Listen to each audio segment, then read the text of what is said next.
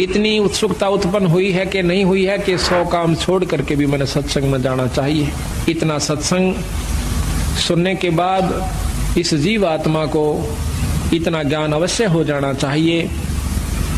कि जिस प्रकार हम अपने पेट भरण के लिए, अपनी रोजी रोटी के लिए, चाहे मजबूरी समझो चाहे जरूरी समझो, हम उसको दुख या सुख पा करके अवश्य करते हैं। जिस प्रकार आज कितनी ठंड है और कल भी बहुत सर्दी थी, और इस समय में ऐसे भी भक्तजन होंगे जमींदार जिन्होंने बेचारों ने रात्रि में पानी दिया होगा अपनी फसल में, नहर से या ट्यूबवेल से, जबकि हम सर्दी के अंदर अपने घर में बैठकर भी रजाई का प्रबंध किया हुआ था और कोशिश ये थी कि कोई हीटर भी लग जावे कमरे में तो गर्मी महसूस हुआ, नहीं तो सर्दी बहुत ज्यादा है। और वो बेचारे घुटनों तक पानी में, ऊपर से शीत लहर, और वो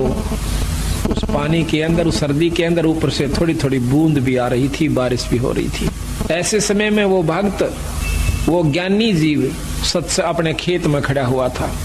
वो ज्ञानी क्यों है कि उसने इस बात का पूर्ण ज्ञान है कि अगर आज मैं पानी देने नहीं जाता हूं तो मेरे बच्चे भी भूखे मरेंगे और हम भी भूखे मर जाएंगे और हमारा बहुत नुकसान हो जाएगा। ठीक इसी प्रकार सत्संग सुन लेने के बाद हमारे अंतःकरण में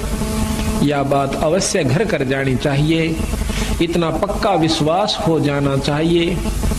कि यदि हम सत्संग में आज नहीं जाते हैं, ये कोई रोज रोज नहीं हुआ करते, साल भर में मुश्किल से हमें कोई ऐसा समागम जिसमें परमात्मा की वाणी को विस्तृत जानकारी दी जाती है, खोल कर सुनाया जाता है। उस जमींदार की तरह इतना दृढ़ निश्चय जिसको अजर विश्वास कहते हैं,